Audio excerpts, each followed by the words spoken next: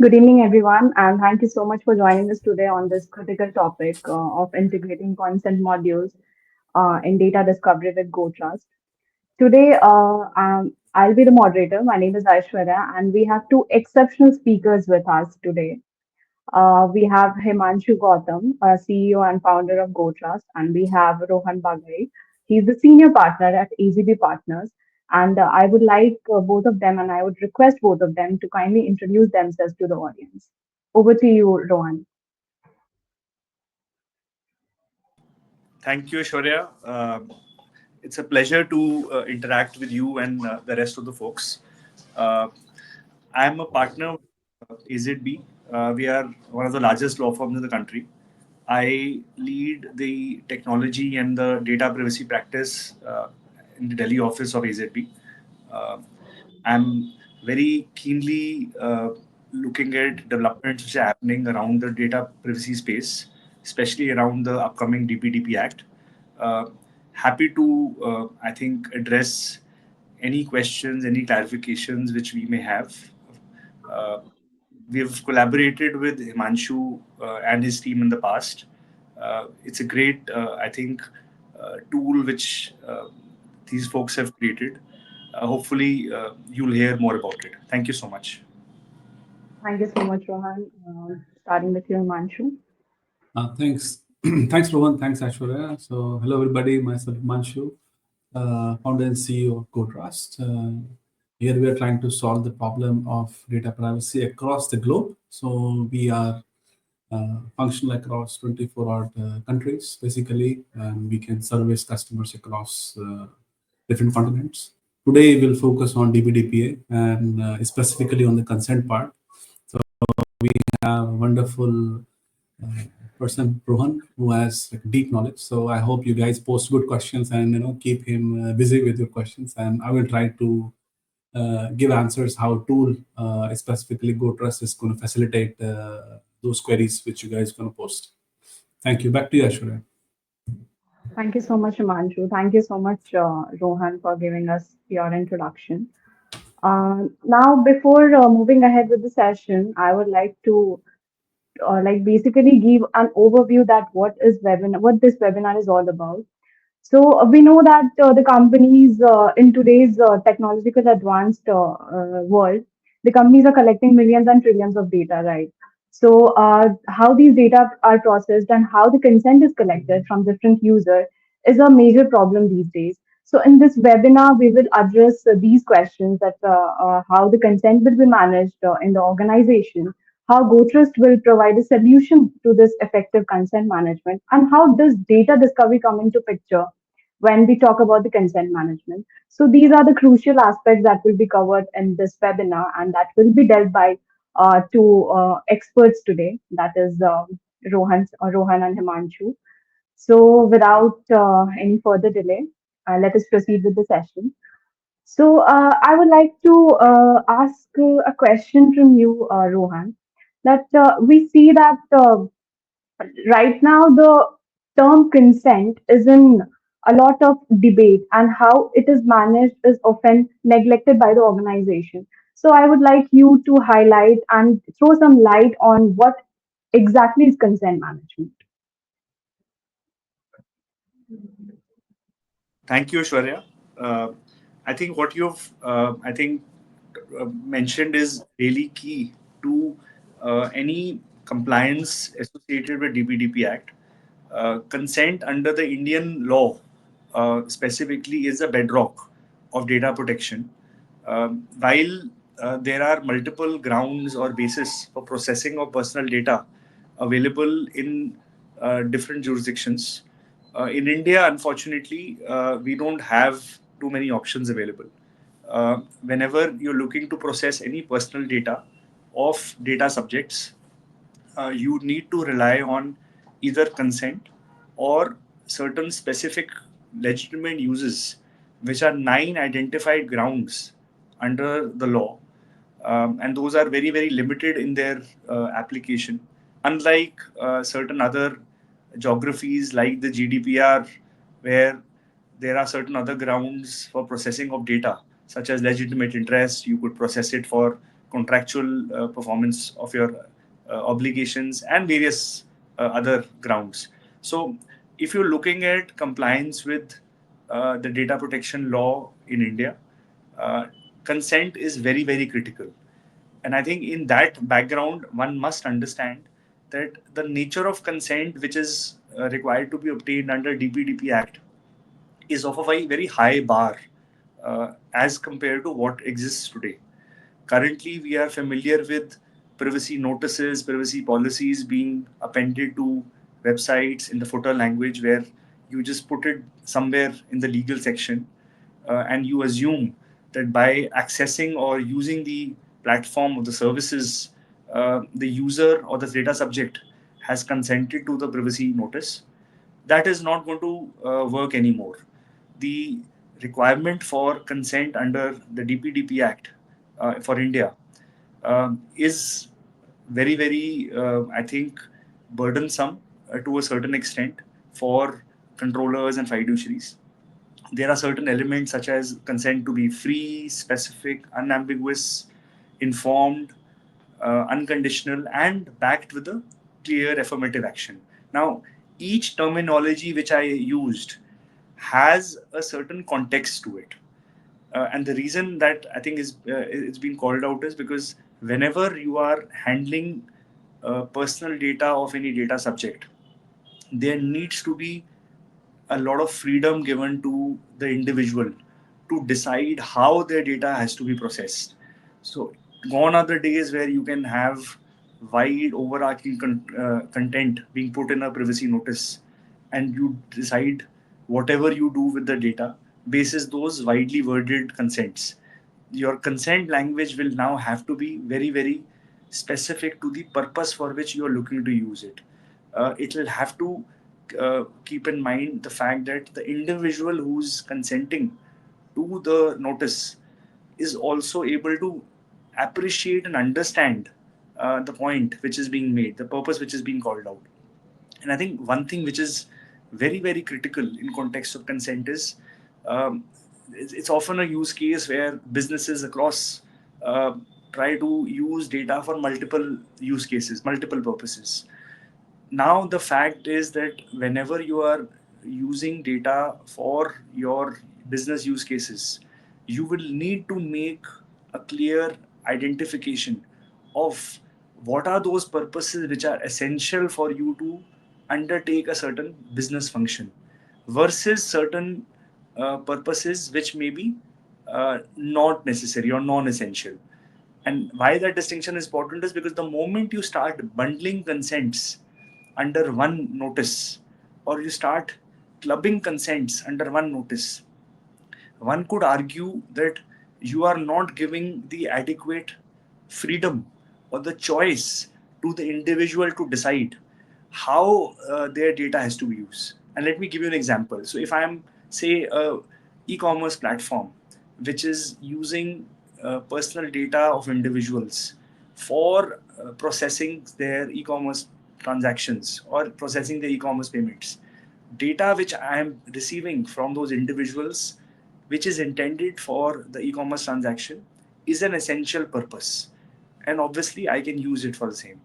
But the moment I start using this data for other additional purposes, such as marketing, promotions, targeting of the customers, etc., these are not linked or connected to my original purpose for which I connected it. These are non-essential purposes. And this would require a separate consent to be obtained by the data controller or the data fiduciary. And ultimately, it boils down to consent management in terms of how we are able to clinically manage this consent collection through the consent mechanism which is being talked about. So, all in all, I think one needs to be clear that the principles of consent under the new law are going to be very important uh, to keep in mind when we are building any consent mechanisms. It is simply not about drafting an English language document in form of a privacy policy and putting it out. You will need to build in systems in place, and I think that is where I think the consent mechanism by GoTrust is going to come in very handy. So I'll take a pause here to see if there are any call outs, any questions. And Himanshu, please feel free to add.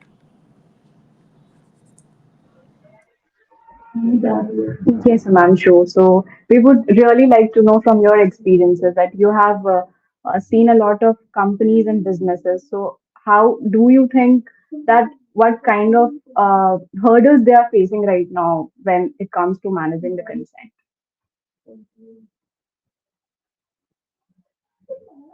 You are on mute, Himanshu. You're saying something. Thanks. So I think when you talk about consent, it's broadly misused, right? People, like Rohan mentioned, they still think about one notice and problems will be solved, but that's not the situation anymore with the DPDPA coming into play.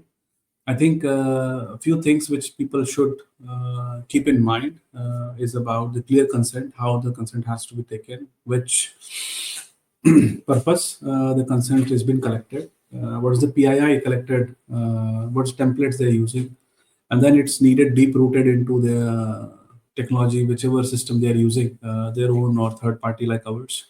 It should facilitate them with the audit logs, audit trails when the consent was taken, granted, or basically revoked. All the audit trails should be available, and that's level I think Rohan was focusing on. That that's the level companies should be ready with. Otherwise, the challenge is multifolds basically when it goes to the judiciary.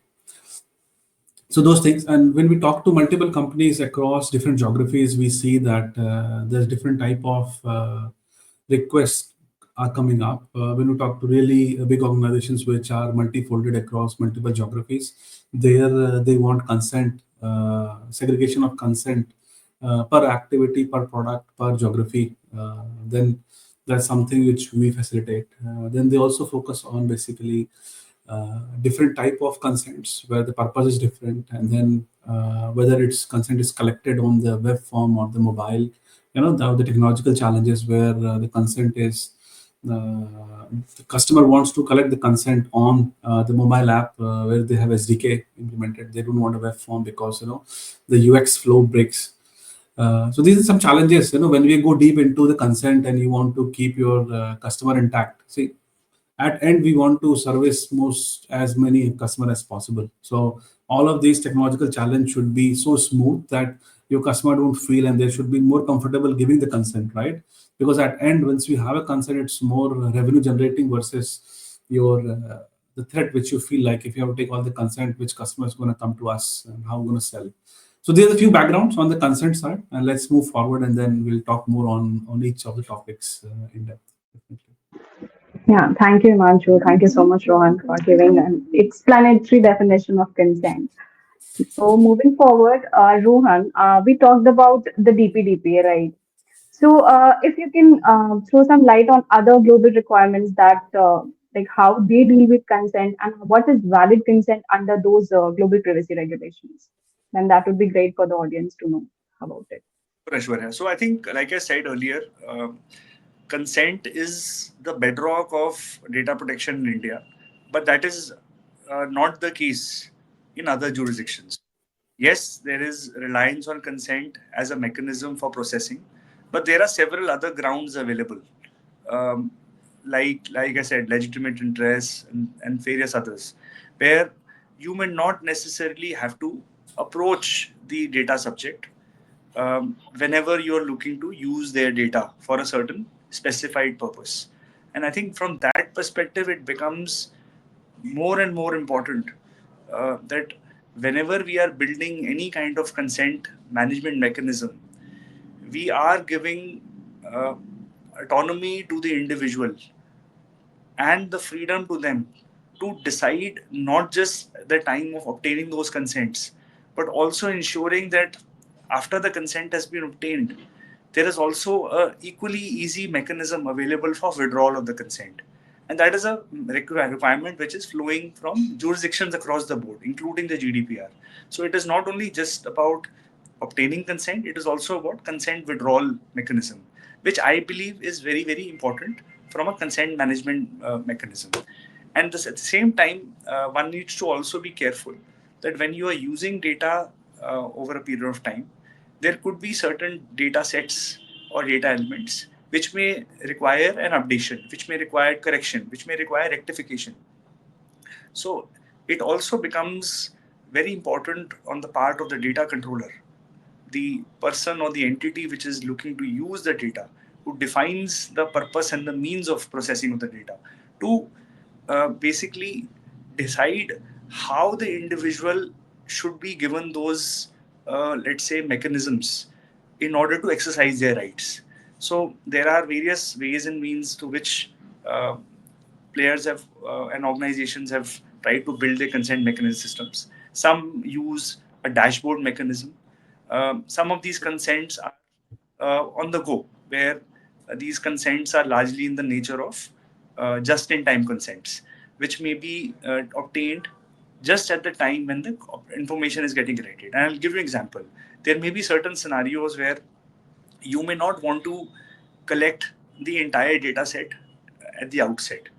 Certain data elements may have to be collected at the time when the customer is, say, looking to use a particular product or a service or a certain offering, and that data may be coming to you at that stage. So I think it becomes sometimes very important for organizations to determine what is the best way to structure and formulate a consent management mechanisms.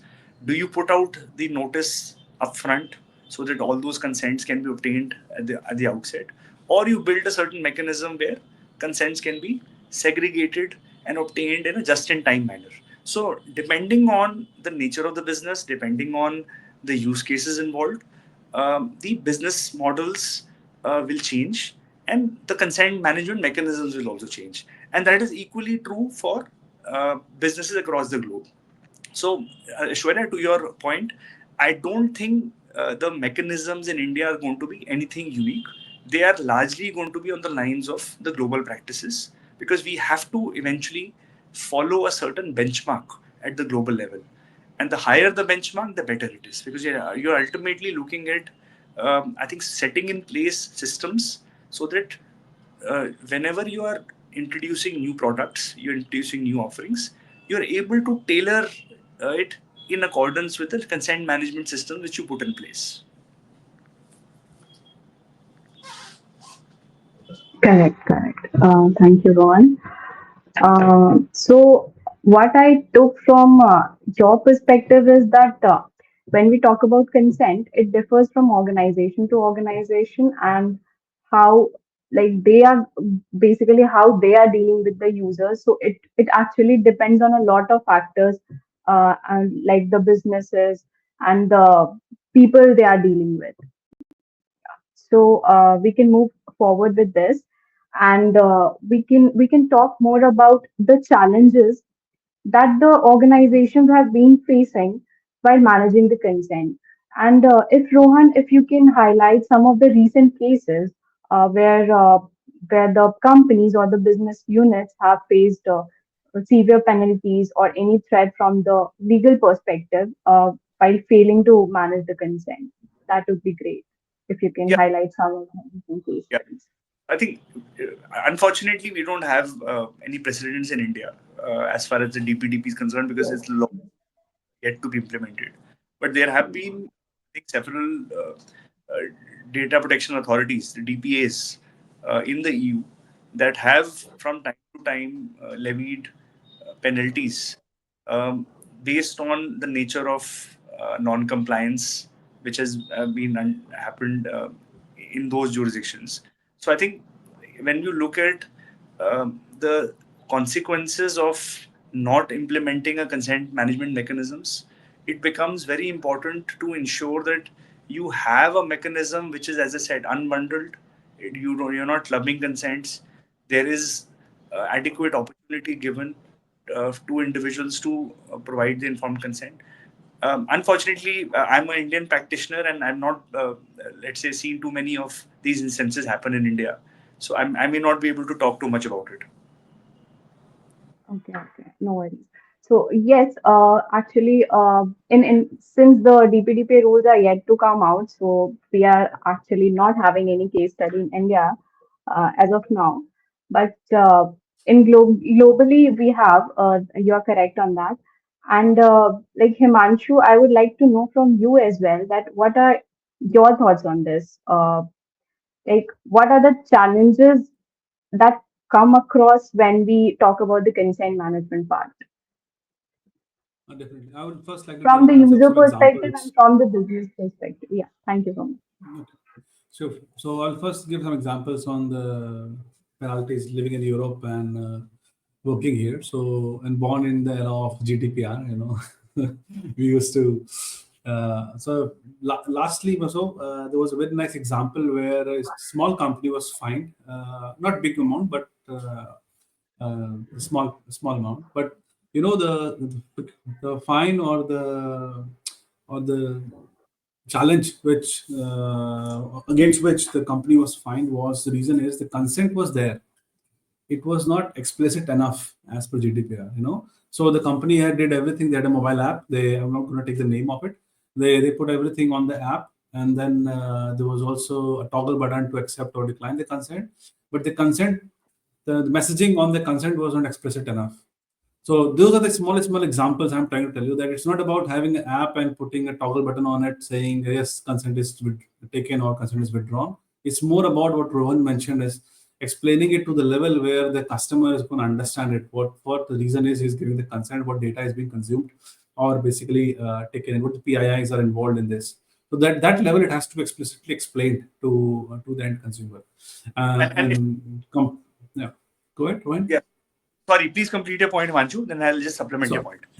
yeah, so I was adding that GDPR is DPDP versus GDPR. DPDP is much more rigorous and much more stringent compared to GDPR in consent point of view. So just imagine what's happening in Europe. You can multiply it with number of cases, not on the amount of penalties, but think about the volume of the cases. So if there is around 5,000 cases so far, as per the numbers on GDPR, fines have come up.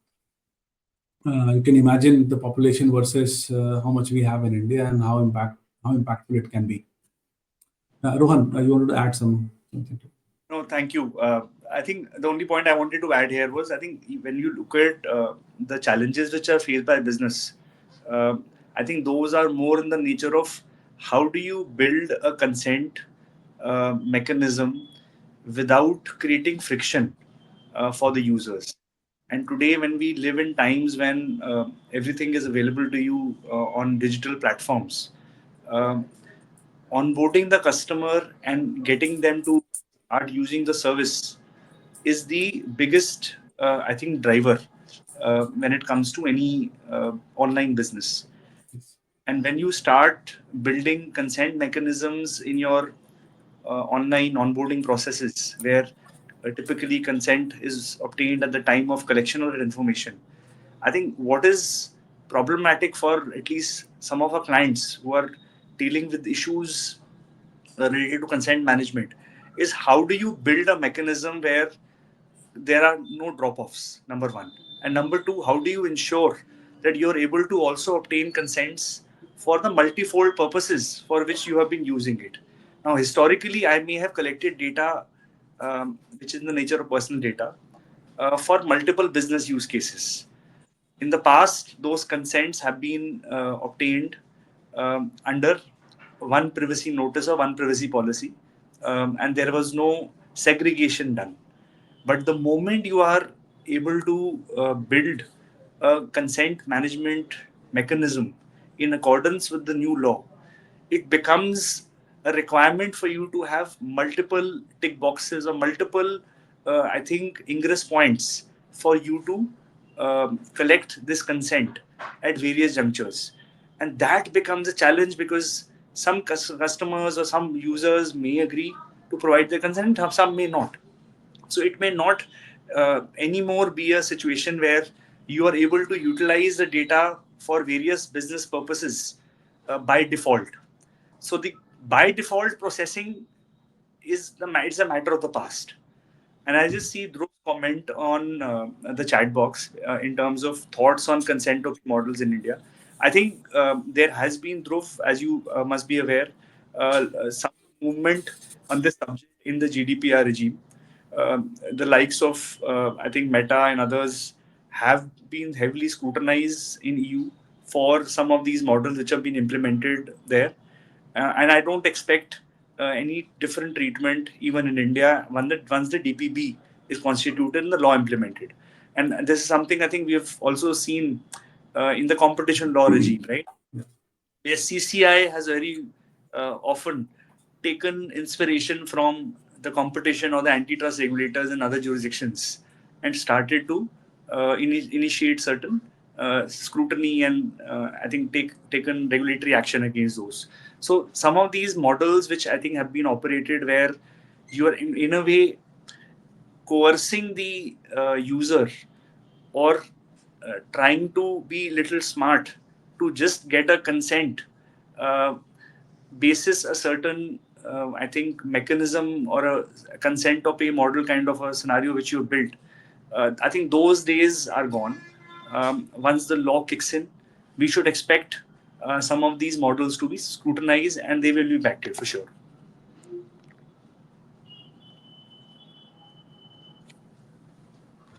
Thank you so much, Rohan, for answering that question and putting some lights on the challenges that have been faced by the business units. Himanshu, I would like to know from your side that when we talk about data discovery, so what challenges are there in the consent framework when data discovery is not there? So, what are the challenges in the consent management framework without the help of data discovery, and what changes are there when we use the data discovery part? What are the benefits associated when we use the data discovery for managing the consent? See, as a layman, data discovery is where you understand, in your ecosystem where all the data is, right? And you have mapped out, chalked out a clear understanding of which files, folders, endpoints your data is. Now, once the consent is taken, right? Now, assume from endpoint and consumer point of view, consent is taken. He has given a consent to process his.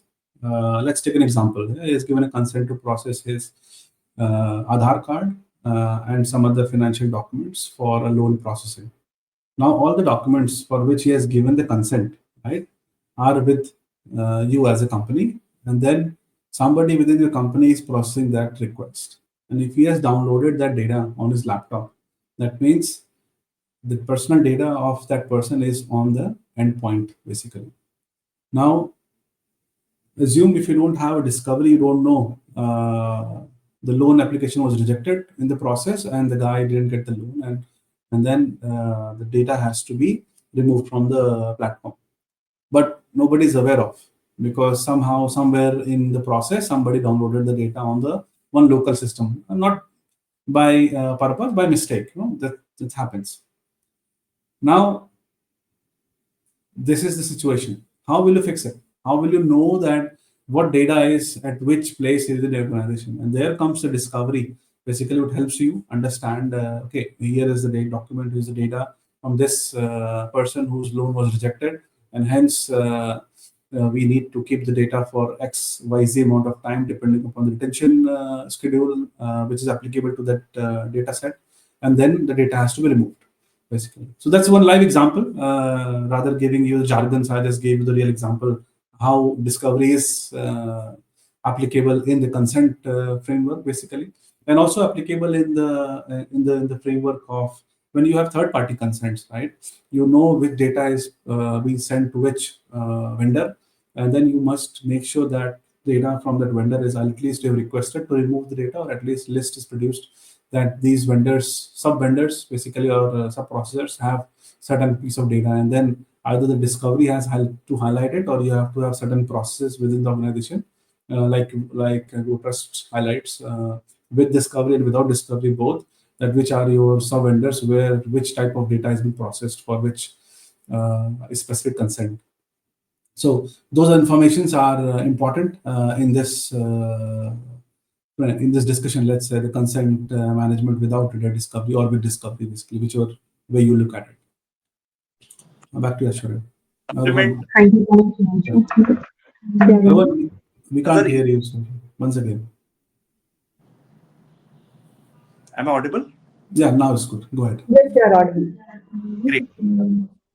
I think uh, I think data discovery becomes critical when you are formulating your consent management mechanisms, is when you're dealing with existing data, data which has already been collected prior to the law getting implemented. When we look at the DPDP Act, there is a specific provision under the law, which is under Section 5, subsection 2 of the law, which gives, in a way, certain flexibility to personal data which has already been collected prior to the implementation of the law. And there, the requirement is not to obtain a fresh consent, but to simply provide a notice to those data subjects that you have their data in your possession, you have been using their data for this purpose, and if you want to continue to use this data going forward, then the data subject has no objection or has no issues with your use of the data. Now, unless you do a data discovery mechanism, or you have a practice of doing data discovery, you may never be able to distinguish what is the data which is already there with you versus data which is getting collected pursuant to the law.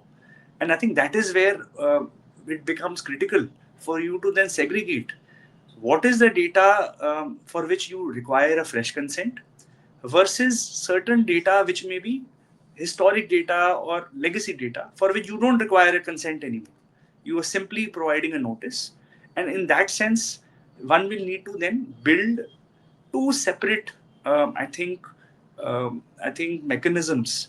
One for past data for which only notice is provided, and one for the data which is going to be collected going forward for the future use cases for which you plan to use. So I think data discovery is the starting point for any data protection exercise, data protection compliance exercise, and ultimately, from I think an organization perspective, it becomes critical for you to also do that assessment as and when you start your compliance mechanisms.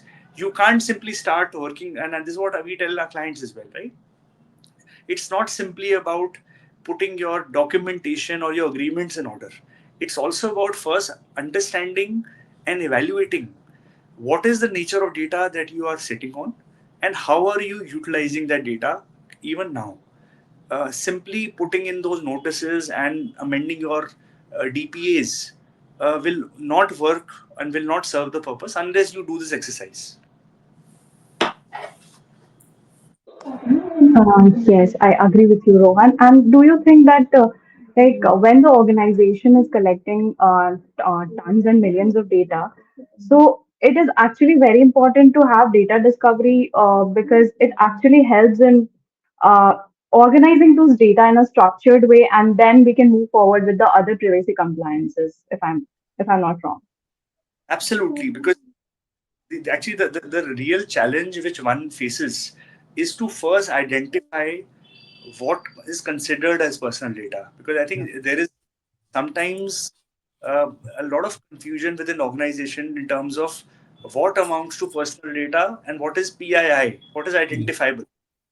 And I think that can only be solved when you do this kind of a data discovery through Exercise. systems and tools being made available by I think partners such as GoTrust. And I think that is where it becomes very critical that only once you know what is the subject matter data which is required uh, for the purpose of compliance, only then you can assess the nature of issue, or the nature of compliance which you have to do. Mm. I totally agree. Totally agree, Rohan. I think to begin with, discovery is the first element within the compliance ecosystem. To get the consent, to get the right consent.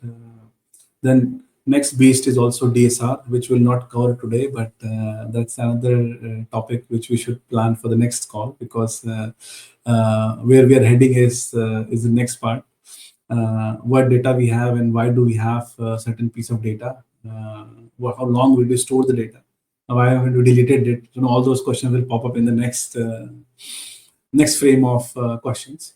So going back to Ashwarya, I think the question which you are asking for the discovery is basically discovery is, like you mentioned, it helps us to make sure not only help consent-wise or compliance-wise, but discovery also helps to keep the organization in hygiene. It helps keep the organization to understand where personal data is, how secure they are, how to protect. So it helps in multiple ways. Basically, data discovery is a component of data governance. So you can think from data governance point of view. Discovery is anyways a key element within the organization, which they should do it for data compliance or not, but discovery becomes key aspect on the data governance part also. Back to you, sir. And yes, and it actually reduces the manual work as well. So it reduces the burden. That is true. Definitely. Thank you so much, Himanshu, and thank you, Rohan. Now, Himanshu, like we have talked a lot about the legal aspects, the legalities of the consent management. Now, I would like to know from you that how GoTrust is different from the traditional tools that is helping that are helping to manage the consent. How is it different? Or how is it unique? What are the unique features that GoTrust has when it comes to consent management, integrating the data discovery part? Sure, definitely. I think I will gonna. There's a lot of points, but I will only highlight few key points because, like we discussed today with Rohan, I think clear and Also, transparent consent. Yeah, good. Himanshu, before that, we have a question Oh yeah, from sure. Harshad Ramachandran. So he's asking, what are the consequences when a user withdraws their consent from a platform? This question will be, I think, No worries. I can take it. it is Rohan a can good also add on question it. for. Okay. Say the consequences. Don't know the consequences. Rohan can mention, but the point is, if you have withdrawn the consent from a platform, multiple things happens basically. So if consent is withdrawn, audit trail is created. Number one, then all the third parties where the data has been uh, transferred for certain sub processing is also revoked. Basically, at least if not possible to revoke, then informed to the company that these are the places or they are the vendors where the data has been sent. So please take action. And then the last step is based on the type of data and type of organization, whether the data has to be removed, deleted, or not. That action is basically taken at that level, basically. So, based on the retention cycle on the data, those steps are happening. And then, in case these are the technical steps, what happens, and now the business implications are like you revoke the consent for newsletter, so you should not receive the newsletters, or on other part is you should not receive the marketing email, basically. So for you as a end customer, it seems very simple. I have revoked my consent for marketing email or newsletters, but these are the technical steps which happens within the ecosystem, like audit trail is created, and all the third parties. Okay, maybe the email or the marketing was done by Mailchimp, for example, a tool. So from there, your access or at least your mail ID is removed, or at least flagged that email should not happen or information should not be sent across. So there are multiple steps within the platform that's happening. And now I gave a very simple example, but there are very complex examples also. You can just imagine you have downloaded an app, one of the UPI apps, and then you are going to take a loan from that application. So that application is going to have your CIBIL score, your financial data, and lot more things. So there are very complex processes behind the scene which are happening, which platform has to handle basically and manage. Rohan, you want to add something on it? No, I think you've covered most of it. I just want to supplement, I think, a couple of points. I think general rule, Harshad, is that the moment you receive a consent withdrawal request, you can continue to use the data. You cannot process the data any further. Um, and obviously, if the consent was obtained for a specific purpose, the withdrawal should also be done in context of the purpose for which it was being used. That is the first part. Second part, and this is a more tricky one, which I think we've very often seen some of our clients, I think, face this issue, is say I'm in a financial services business, say a lending business. I may have collected data, done some KYC, or opened, I think, an account where I provided loans to a borrower.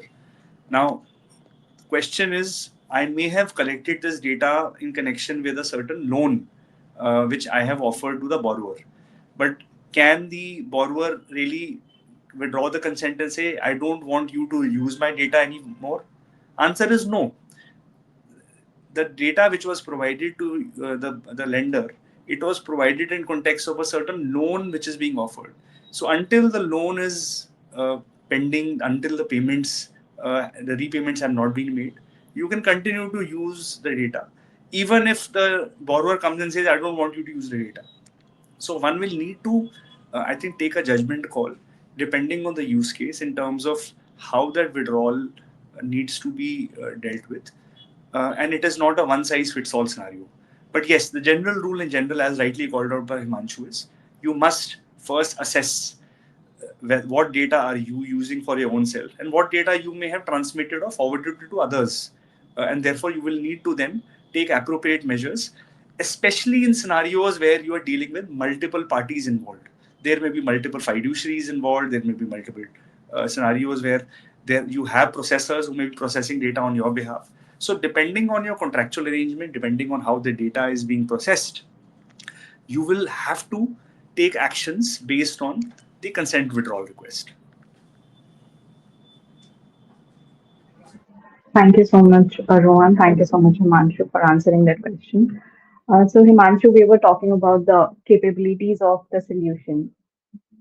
So, we can proceed with that.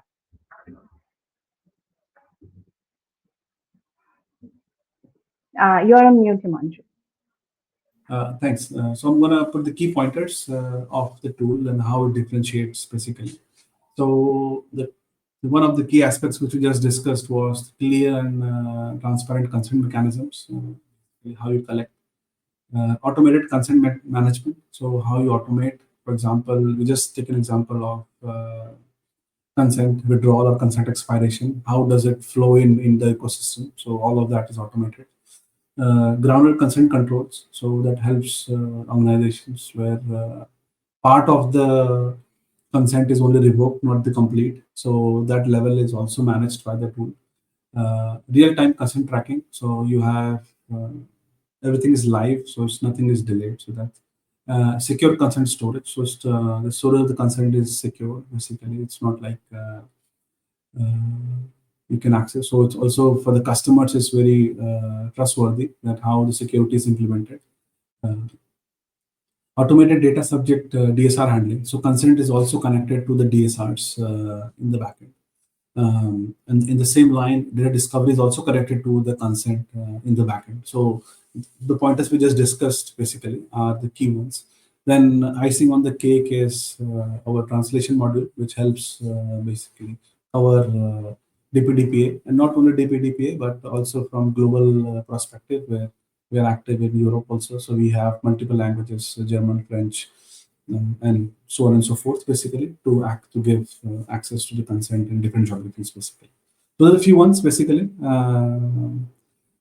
which helps us to differentiate from others. Yeah. Thank you. Thank you, Himanshu. And can business of different scales, if there is a business who has different scales also, can they also leverage the solution? So How our it solution, differs yeah. from business to business? So see, this consent management is industry agnostic, right? And then also for us, how we have designed it is we offer standard workflows and standard uh, templates. So even a mid-sized company can adopt tool very easily without putting a lot of efforts. And of course, when we go to the enterprise grade, everything is customizable, and then people can adopt, or the engineers can adopt the tool as and when they want, basically. Okay, got it. So, last but not the least, if you can throw some light on the key benefits of the GoTrust solution when we talk about the consent management. Okay, thank. I think I just mentioned it in the last slide. I'm going to repeat it again. I think it's also here. So multilingual support is one of the key aspects. Automation within the consent is another key aspect which connects to multiple level of automations from discovery to DSRs. Real-time consent tracking is another one. Then again, granular consent, because sometimes happens is the same data subject he wants to revoke the marketing email, but he wants to have new product updates, emails. So you can easily differentiate between those two. And for end consumers, not for end consumers, but for the enterprises or for the companies, it's very easy to adopt. We already have given a lot of standard solutions which we have learned across the globe.